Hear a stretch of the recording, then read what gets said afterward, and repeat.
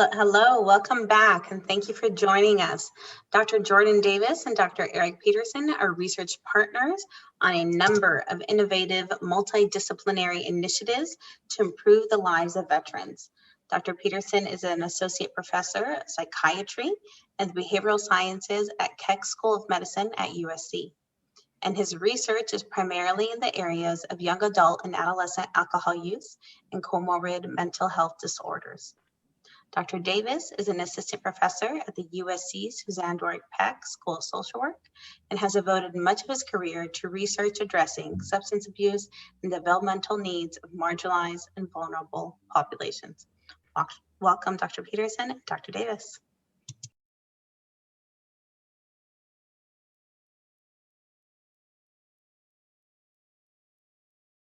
To start talking about examining behavioral health among American veterans during COVID-19, during this current pandemic. I'll talk about some of the introductory material and then get into some of the methods of the study. And then I'll toss it over to Jordan, who will talk a little bit about some of the results that we are finding from this study. So next slide, please. So veterans are at risk for multiple behavioral health problems. And when I say behavioral health problems, the ones we're really focused on in this study are post-traumatic stress disorder or PTSD, depression, anxiety, and substance use disorders. And so here you see there's really a range among studies of what you'll see for veterans. And so it's pretty difficult to just nail down a specific number. These numbers come from a range of research studies, clinical samples, as well as stats you find from a VA. And so you see that about 11 to 20% of veterans have PTSD or meet criteria for PTSD, about 13 to 15% meet criteria for depression, and about 11 to 24% across these studies meet criteria for a substance use disorder. And again, the main substance use disorders you see are alcohol use disorder and cannabis use disorder. There's also a high overlap between these disorders. Estimates of co-occurring PTSD and depression, for example, can be about 50%. And then there's also co-occurrence between substance use disorders and these mental health disorders as well, almost to the point where if you have one, it's very likely that you will have one of the others. Okay, next slide, please. So because veterans are already vulnerable to these behavioral health problems, we wanted to look and see, how are they doing during this current COVID-19 pandemic? And so those who have these prior conditions, some studies have been done outside of the veteran population or with non-veteran samples to show that these individuals who have pre-existing conditions are not doing so great during COVID. And so the biggest thing is really that there is now this additional traumatic event or this stressor that has now happened to them, which may lead to increases in symptoms, increases in depression, increases in PTSD symptoms, as well as possible reactions to manage those symptoms, such as drinking heavily or using cannabis. What you see so far is you don't see a lot of veteran research. There's a little that's emerging right now. But most of the research that's out there on how people are doing during the pandemic is focused on general samples, and it's also cross-sectional. So meaning that there's usually just one time point that people look at. So maybe, in November of the pandemic or August. Some studies do look at 2 time points, but often those are just 2 time points after the pandemic has broke. Next slide, please. So what Jordan and I did was we had this study that was running with a large sample of veterans that we recruited from the community, where we conducted a proposed one-time survey of veterans in February of 2020. So really right before the pandemic hit and the lockdown orders went into effect. And so the purpose of that survey was to get a big sample of veterans, ask them a bunch of questions about mental health and substance use, and then plug some of those data that we were getting into an intervention that we were developing to try to help veterans reduce their substance use and actually seek more formal treatment for substance use and mental health disorders. So COVID hit right after February, and we thought this would be great if we could follow up with this sample and see how they're doing a couple of months after the pandemic. And so we got some additional funding and then delivered a survey to veterans through their email and asked them if they would like to participate in an additional survey. about a 30-minute survey. We gave them $20 Amazon gift card to do this thing. And so then we asked them if they wanted to continue. And so we have a survey 6 months after the pandemic hit in August 2020, then another one 9 months after in November, and then one in February of 2021, which we just completed, which marks about 1 year after that first survey that we gave. Next, please. And then we also want to continue following this sample. So these are 3 future time points. We have funding to go through February of 2022. So we're able to actually see how people are doing in terms of their substance use and mental health through February of 2020. Next, please. So the study has many goals, but the 2 that we're really going to focus on today are we're using these data, these 7 time points, to look at changes in substance use, primarily alcohol and cannabis use, and changes in mental health symptoms, PTSD symptoms, depression, and anxiety symptoms in reaction to COVID-19 across these waves. This is a mixed method study, which means that we gave participants surveys that they completed on their mobile phones or over the internet on their computers. And then we also did some qualitative methods where we conducted interviews with 23 veterans. This we did 6 months after the pandemic broke and then 1 year after. Next, please. So I call these post 9/11 veterans. Most of them are Operation Enduring Freedom, Operation Iraqi Freedom veterans, but post 9/11 meaning they served after 9/11, 2001. We focused on what we're calling young adults, 18 to 40. We're kind of stretching it on the young adult there, but they were recruited from social media and these veteran-specific news sites in February, again, of 2020. And we focused on this group because for the intervention that we want to develop, we want to enroll veterans that are kind of in the early stages of discharge. So most of them will discharge, when they're 21, in their late 20s or early 30s. And so we want to get them where before their symptoms of PTSD, depression, anxiety really become chronic and encourage them to come in for care. So that's why the age range is like that. We recruited 1,230 veterans. They completed a baseline survey, and then we invited them to a follow-up survey, and we contacted them by email and asked them if they wanted to be involved. Next slide, please.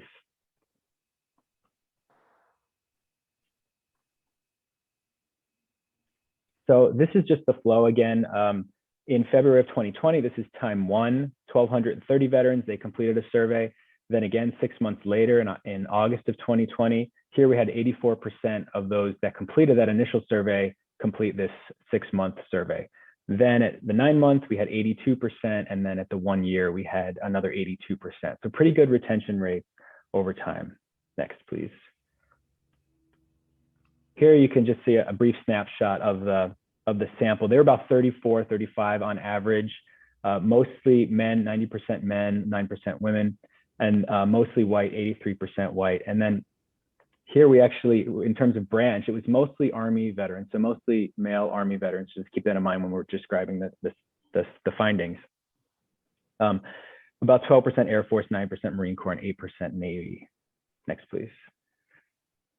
And so then of these veterans, about 1/3 of the sample screened positive for PTSD, depression, or anxiety. So when we advertised the study, we didn't say this was a study of mental health and substance use. We advertised it as, if you're a veteran and you're interested in the survey study, please click on this link and come take this pretty easy survey and get an Amazon gift card. And so this actually matches with what we see in the population too, which is nice. And then, but we did find that it was a pretty heavy drinking sample. So about half screened positive for a substance use disorder. And this was actually alcohol was the primary one here. Okay, next. So that was the survey part of the study. The second part of the study was the interviews that we did. And so we interviewed 23 veterans. We interviewed them over Zoom, and we started this in September of 2020, and we used these semi-structured interviews. Again, we see that this sample pretty much closely matched what we had in the survey sample in terms of 90% men, mostly white, and mostly Army. But here we're able to draw in a few more from the Marine Corps at least. Again, about 1/3 screened positive for one of these behavioral health conditions, alcohol use disorder, generalized anxiety disorder, PTSD, and depression. They came from about 16 different states. And now we have some plans to follow up with these veterans in the summer of 2021, probably around August, September of this year. So that's a description of the sample. I'm going to toss it over to Jordan now, who's going to take you through some of the findings that we have through at least the first year of the study. Great, thanks, Eric. Next slide, please. So one thing that we were really lucky enough to do is we were able to ask all of our veterans about their reactions to COVID, meaning how are you doing during this time of COVID? And we had this scale that really describes negative reactions to COVID. And these columns, there's a lot of numbers here. It's not worth really describing all of them, but that first column is actually the average item level response during the first 3 months of COVID. That middle column is during the second 3 months of COVID. So you can see each item has a different meaning. So one is felt nervous, I slept less, et cetera, et cetera. And as you can see, as you move from the first to that second column, everything is increasing. But the one thing that we really want to look at is that very bottom line that is bolded in that last line. And what this is showing is on average, so when we take these negative reactions to COVID and we sum everything up, on average, veterans were reporting about a 55% increase in their negative reactions to COVID from the first 3 months to the second 3 months. And as we started thinking about this, now, mind you, this is just straight descriptive, just really thinking about how are people doing in terms of just some basic behavioral health. We wanted to know, as Eric said, how do some of these reactions maybe differ across various behavioral health disorders? So next slide, please. And as you can see, we decided to look at, again, the total negative reactions to COVID by time one PTSD status. So Eric mentioned that about 33% screened positive for PTSD at time one. And that gray bar is that increase in the negative reactions to COVID. And the red bars are for those without PTSD is the red, and the gray is for those with PTSD. And as you can see, while it might not be apparent with sort of the eyeball test, this is a significant increase for those with PTSD, meaning they're reporting worse reactions to COVID during the first 6 months compared to those without PTSD at time one. And we did do this for depression, we did this for anxiety, we did this for alcohol use disorder. We're not going to show every single result because they actually all mirrored pretty close to what you're seeing here in terms of how people with pre-COVID behavioral health disorders actually increased their negative reactions to COVID during these first 6 months. Next slide, please. Okay, so the other really great thing about this study is we have longitudinal data. And as Eric said, a lot of this past research that's looking at changes in alcohol use, for example, across the general population. You may be hearing in the news that, US adults on average are reporting greater alcohol use, greater drug use, et cetera. Unfortunately, when you actually break that down in terms of scientific meaning, like how much meaning does those results actually have, they're actually only showing about people are reporting a half a drink more per week during COVID. So while it might be statistically significant, we're not really sure how clinically meaningful that is. So the one thing we're able to do with this data is, as you can see, we have a pre-COVID, a 6-month, a 9-month, and a 12-month time point. And we're able to actually model changes in behavior over time. And what this is doing here, this is something called a growth model. And we're simply showing the change trajectory in alcohol use during the first year of COVID. And as we can see, the veterans are actually reporting a decrease in past 30-day alcohol use. In fact, they started off around 13 days of alcohol use in the past 30 on average. And during that first 6 months, they decreased to almost 8. And as you can see, they're sort of starting to level out over the last 9 and 12 months. Next slide, please. But one thing we're really interested in, as Eric mentioned, is do these changes in alcohol use differ by various pre-COVID behavioral health disorders? So again, we did this by PTSD, we did this by depression and anxiety. We're only going to show PTSD because, in fact, most of these results are almost nearly identical.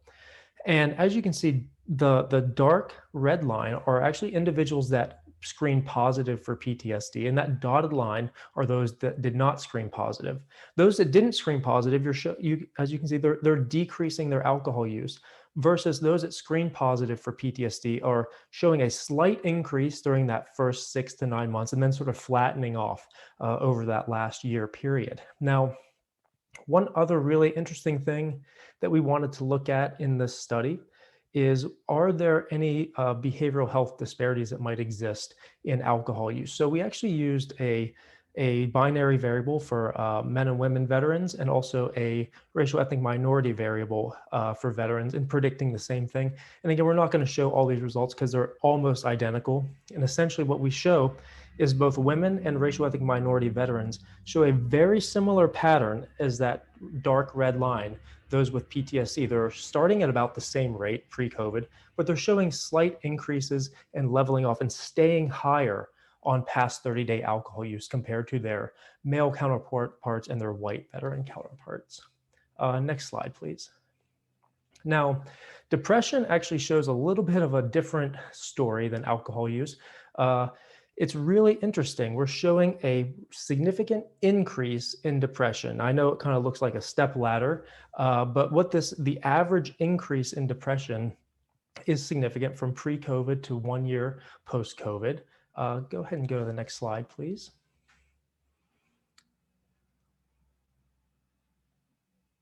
And one thing we wanted to do is look at how this may vary by pre-pandemic alcohol use disorder and cannabis use disorder. Now, the real only difference here is that pre-COVID. So those with alcohol use disorder are reporting higher rates of depression pre-COVID, but they're actually decreasing in their depression rates. But they do stay slightly higher, but you can see these rates are kind of paralleling each other. So while they do stay higher, the difference is really about only half a drink more. So in terms of depression across alcohol and cannabis use, the difference didn't actually show up as much as you saw there in the past 30-day alcohol use. However, for depression, we did show that women veterans and racial ethnic minority veterans started lower in depression, okay?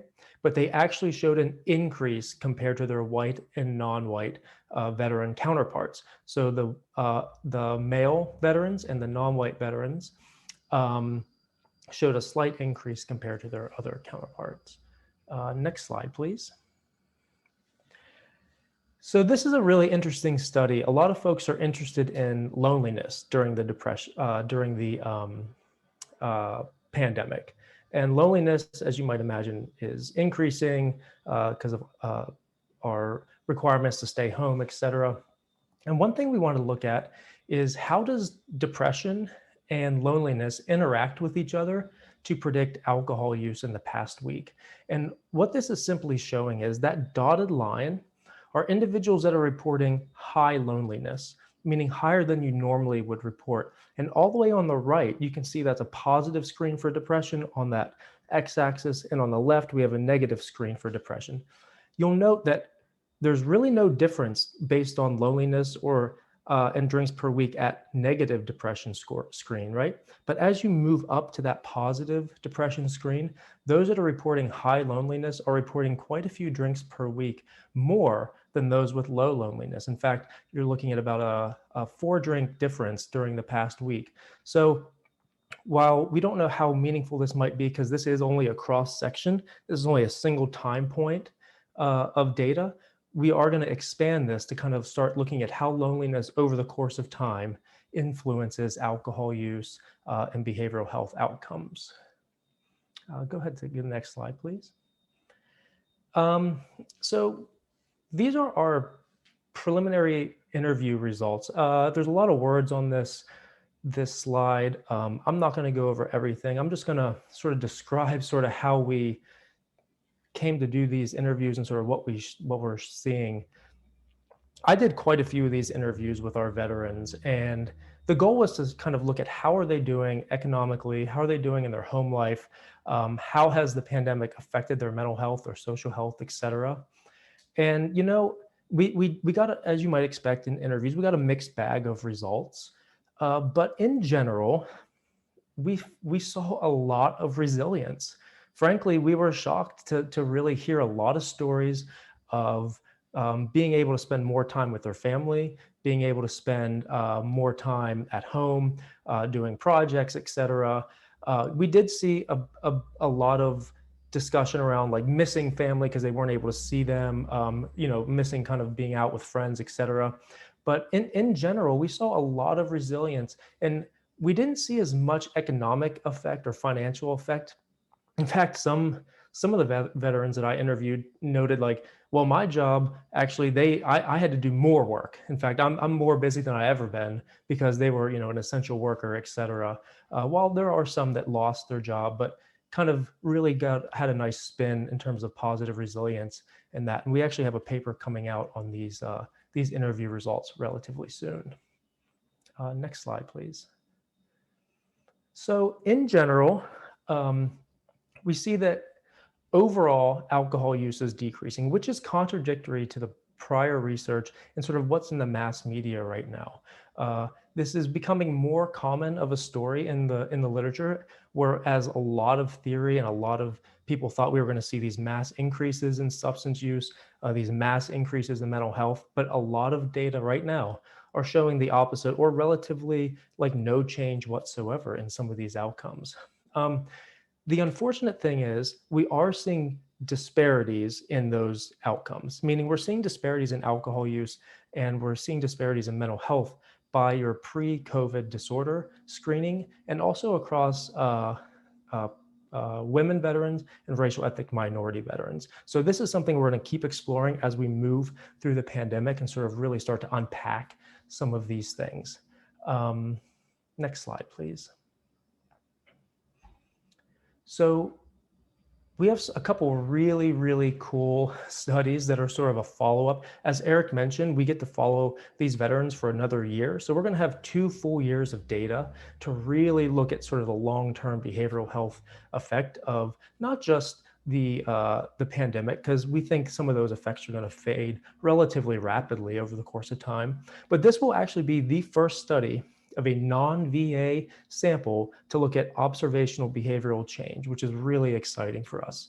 The other thing we get to do is we get to use some of these results to create interventions. So that's something Eric and I do a lot of. We have quite a few grants that we are doing randomized controlled trials for veterans. So we have a grant that just got funded, Eric and I, with veterans to develop a mobile mindfulness app to address PTSD and multimorbid alcohol use disorder.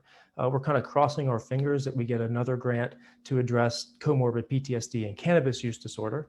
But we're actually working with the National Center for PTSD and the San Francisco VA and the creator of mindfulness-based relapse prevention to develop this app. So we're actually able to deliver interventions, evidence-based interventions to veterans who are either unable to receive care at a VA, meaning they don't live very close. They don't want to receive care at a VA due to stigma associated with receiving care, or they don't have the opportunity to receive care. So we're really excited about that. The other thing we get to do is we're actually doing a brief alcohol intervention, totally separate grant for veterans. So we get to actually determine, can we develop an intervention that is delivered very briefly, about 30 minutes, and can we reduce alcohol use, in particular binge drinking, over the course of time? And if that's the case, this can be a very low cost, very accessible intervention for veterans either entering the VA or being delivered outside of the VA. I think that's about it. Next slide. Oh, well, that's it. Thanks so much for tuning in. That's Eric and I. That's our contact information. That's my email and Eric's email. Eric's got Twitter. I don't. But feel free to get a hold of us if you have any questions or comments or just want to chat. So we're willing to take questions if anybody has any. Yeah, I've got one so far, Jordan, that I can take. So there was a question about, is there a reason for the disparities in your study between genders and race? Were there no Asians or Pacific Islanders in your study, for example? This is a great question. So when we had first designed this study, a lot of this had to do with just, can we actually find veterans using these social media sites? And it was a way to prepare for this intervention study that we were then going to conduct. And so we put these ads out, and we have a bunch of checks on the back end to make sure that the people that respond are actually veterans and that they are say they are. But we kind of just put the survey out there and saw who responded. And so, we didn't necessarily say, if you're a white male veteran, this is the study for you, but that's who we ended up getting. Now, that is the majority of veterans. And so in terms of Asian and Pacific Islanders, I think we had about maybe 2% of the sample. But as Jordan mentioned, this is something that we realized is a pretty big limitation to the study. When we're able to do these analyses and actually finding, some differences between white and non-white, that's the best we can do, which isn't really that helpful. So we know that racial and ethnic minorities looks like they're different from whites in terms of how they're drinking and their mental health symptoms. So we definitely need to explore that more. So what we want to do now is use these methods that we've developed to try to recruit, maybe 50% white and then 50% racial and ethnic minorities for this larger study that we're going to look at, and then look and see how people are doing in terms of engagement and care, as well as their substance use and mental health issues. Yeah, we're really excited about that project that we're hoping to submit a grant to do a very similar study that we just described here with larger majority of women and racial ethnic minority veterans to actually unpack a lot of those differences that we're seeing. Okay, I got a couple questions here. Let's see. Okay, a question about how will the mindfulness app work as an intervention? It's a great question. So I've been doing research on a specific intervention called MBRP, mindfulness-based relapse prevention, for about 7 years now. In fact, that was my dissertation. I just finished a small study here in LA with young adults with comorbid PTSD and substance use disorder.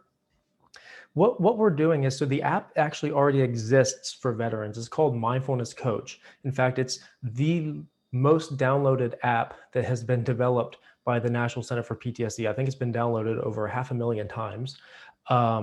So the National Center for PTSD, they're amazing to work with. They develop these interventions for veterans, but there's not a lot of science behind them. That's not their job. Their job is to develop tools that can help clinicians and help veterans. So we got money from NIAAA to not only test Mindfulness Coach, but we got a lot of feedback saying, well, if you just test Mindfulness Coach for PTSD, how are you going to deal with the large portion, as Eric mentioned, almost 60% of veterans with PTSD that have a multi-morbid substance use disorder?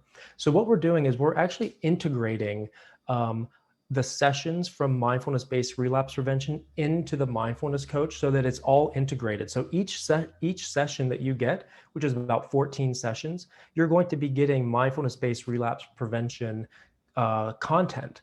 And the idea is we're going to do a large randomized controlled trial where we deliver this intervention app to an experimental group, and we have a control condition, and we just follow them over time to determine feasibility, acceptability, long-term and short-term outcomes. And then hopefully, if things all work in our favor, regardless of the outcome of the actual app, we'll be able to write a much, much larger grant to do some more personalized intervention work with this piece. Eric, do you have another question? Yep, I got two quick ones I can get through. So somebody asked, what is the study specifically California or across the United States? It's across the United States. We got veterans from all 50 states. And then, as I mentioned in the interviews, we've got them from 16 different states. I think that the follow-up study that we're going to do, again, we're going to try to do this, more national sample. Another one is the drinking per week data a recall statistic, or do you have other ways to collect information? At this point, yes, we ask people to recall their drinking behavior. People are pretty good at this. Self-report is actually really nicely comparable to other types of data collection for alcohol use. And in this survey, I mean, it's a confidential survey. There's no implications or no consequences if you report heavy use or if you underestimate your use. So we're hopefully pretty confident that the alcohol rates are pretty accurate. Yeah. All right, I got a question. What are your thoughts about Zoom-based group interventions? Perhaps build it into the app or seeking safety?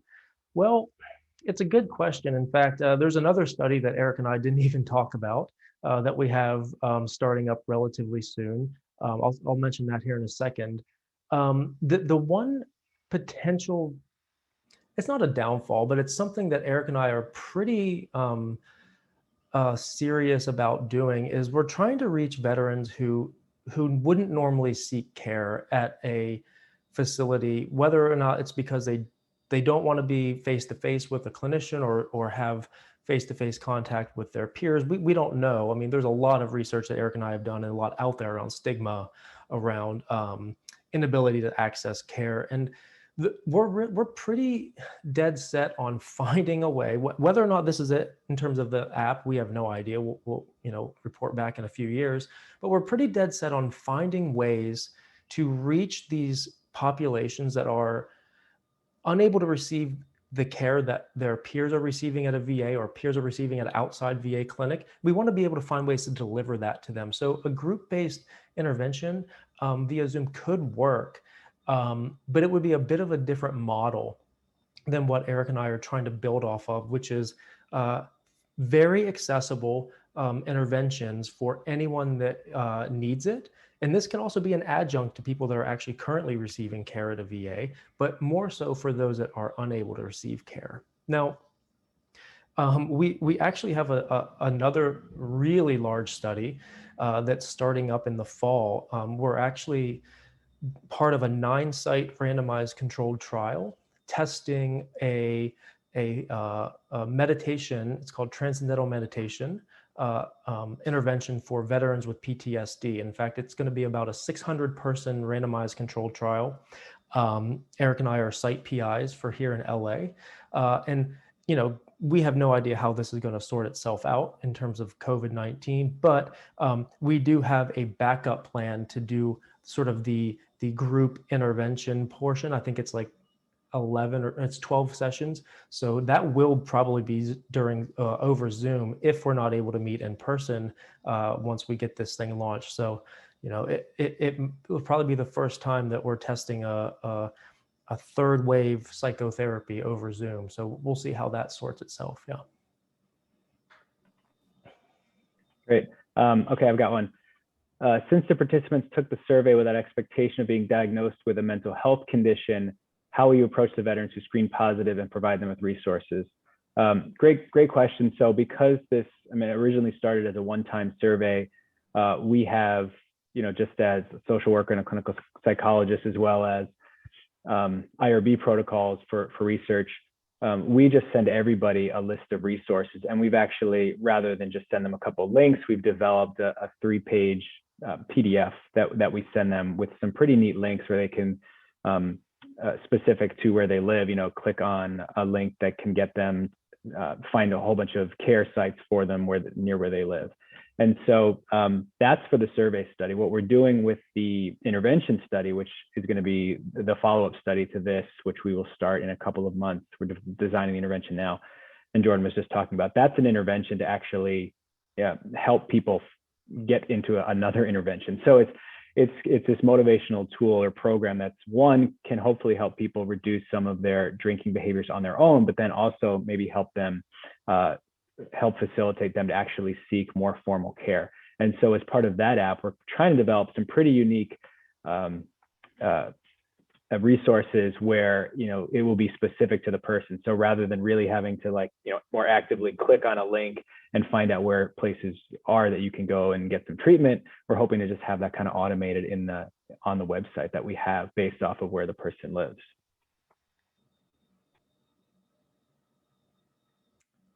Great. I don't have any more questions popping up. Do you, Eric?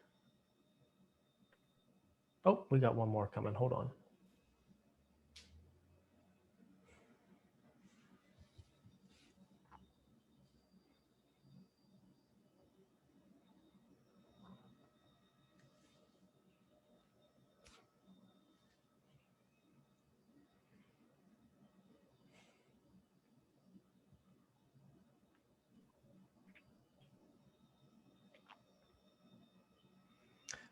Will the next round of the study cover the same questions or topics, or will it differ in terms of what analytics you want to collect?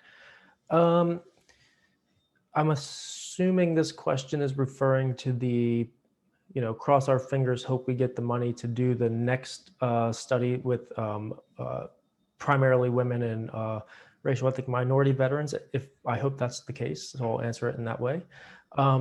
Yeah, we'll cover similar topics, but we're working with one of our really good buddies here at USC, Ricky Blumenthal. He's, just a brilliant human being and has done a lot of work around methamphetamine use and opioid use, but was really moving into a lot of disparities that exist across systems of care. And one thing we're going to really be focusing on in this next study, in this next grant we're writing, is discrimination as a whole. So yes, you have face-to-face discrimination, so racial, ethnic discrimination, but you also have physical barrier discrimination that we can utilize to understand barriers to care. So we can actually take data that we get from folks and we can geocode it, and we can look at the neighborhood around you. So we can look at facilities close to you. We can look at barriers in terms of alcohol outlets close to you, et cetera. And we can look at neighborhood level factors. We can look at individual level factors. And the really cool thing that we're also going to look at, this is near and dear to my heart because this is something that I study quite a bit, is violence exposure. So we're actually able to, if we have your data in terms of even just your zip code, we can determine in a certain radius, or whatever you want it to be, a half mile, mile, 5 miles, we can count the number of reported events that occurred near you during the time that you took the survey. And we can actually look at how those concurrently affect your behavior. And this is great because across the country, every police department has to use FBI codes. So they're all the same across all departments. And we actually just finished a study doing a very similar thing for treatment outcomes. So our goal is to really look at, as a whole, a lot of sort of within person and between person and at like sort of the neighborhood level disparities that might exist across veterans to sort of influence and affect long-term behavioral health. Eric, do you have one? Yeah, I've got one more. It's going to be the final question. Okay. I wanted to make one more point to that last one. If, the question was in reference to, the August, November, and February time point that we're going to continue doing. And we just ask the same questions every time. There's some modifications, but the reason that we ask the same questions is that then we're able to look at these trajectories over time. I mean, we keep thinking about things we want to add to the survey, and sometimes we'll drop a few things, but the main substance use and mental health issues we're just going to keep tracking. So those graphs that Jordan was showing, you'll be able to see 3 more time points this time next year. So then the last question was opioid abuse investigated, and what did we find? We asked about prescription opioids, we asked about heroin use, but we just had so few people that endorsed that, not just in the past 30 days, but even in the past year or in lifetime. So we decided not to look at that. Investigators in the past have kind of lumped everything into this other drug use category. And we thought about doing that, but it's also just really not that helpful when you lump a bunch of drugs that act in different ways in the body together. So we really were focused on alcohol and cannabis. We also have a lot of data. We also have a pretty heavy cigarette smoking sample, which is pretty interesting. So we're focused on tobacco and nicotine as well, which is actually, of all the drugs I've mentioned, the most used drug, nicotine is among veterans. So we're interested to look at some of those outcomes as well. Yeah, Eric, we actually have one last one. This will be the last one. Eric, you might want to help me out on this too. This is a great question. I don't know the answer to it. Since loneliness was a contributing factor to past week alcohol use, what interventions would you suggest to address this? And I mean, that's the $1 million question, right? In terms of what do you do to address sort of these lingering factors that are certainly going to remain for the foreseeable future because of the pandemic, but I think will likely alleviate over the course of the next year. I don't know. I don't know much about the loneliness literature, and frankly, I don't know a whole lot about interventions that would address that. Do you know anything about that, Eric? Yeah, I would say that, the interventions that help with depression, like behavioral activation, getting people to get out. I mean, I think what happened with people that have depression and PTSD, I mean, in some ways, well, PTSD in particular, it's kind of like a relief to know that you don't have to go out and do stuff, or, if you have social anxiety, to just knowing that. And, to some extent, I know I felt this too, just you kind of get used to being home, and just going out to the grocery store feels like a massive task. Now it's like, imagine going to like a big party and socializing with people if that's not your thing to begin with. And so, with depression, I think you can really fall back into those patterns. So I think things like behavioral activation will really be helpful, but I think we're going to see, clinicians are going to have their work cut out for them, especially because we're seeing there's some, substance use to manage some of those loneliness and depression feelings. But, now that people are kind of set in their COVID ways, it's going to have to really push people to get out and engage, and, utilize the social supports that they have. Yeah, that's a really good point. I didn't think about that. And something I forgot to mention in our presentation, which is our results are really pointing to some heavy lifting by clinicians coming up. When we're able to be in person, while we have a really cool paper coming out showing access to care via telehealth with veterans has increased substantially. So it's going to be a really cool paper coming out. But when we're back in person, given the trends that we're seeing, especially in behavioral health, I think some clinicians are really going to be bombarded with a lot of problems and a lot of lingering issues from this pandemic, specifically among veterans, but probably among the population as a whole as well. Great. So I think we are wrapping up then. So we would just like to thank everybody for attending. We really appreciate the invitation and the ability to share some of these findings with you. We are in the process of writing a lot of this stuff up and getting it out there and getting it published. So we'd encourage you to kind of check out some of these published papers when you get a chance, but please, get in touch with either of us if you have any follow-up questions or any ideas for collaborations. Yeah. All right. Thanks so much. Okay.